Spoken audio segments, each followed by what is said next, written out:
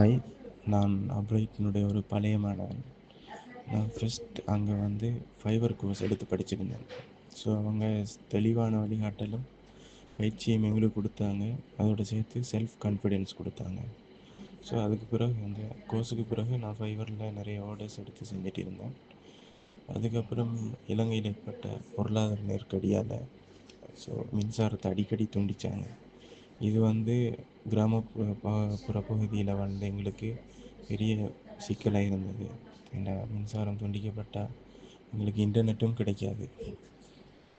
அதனால் இப்படியே தொடர்ந்து நடந்ததால் அதுக்கப்புறமா நான் கட்டாருக்கு போகணுன்னு முடிவு செஞ்சு கட்டாருக்கு வந்தேன்.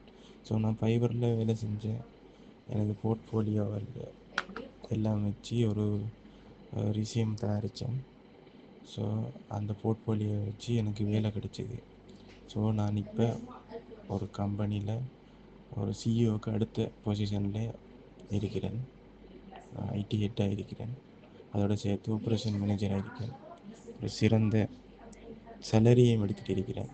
இது எல்லாத்துக்கும் அடித்தளமாக அமைஞ்சது அப்ரைட் வழங்கிய ஒரு பயிற்சி தான். ஸோ அப்ரைட்டுக்கு பெரிய ஒரு நன்றியை தெரிவிக்கிறேன் இந்த டைமில்.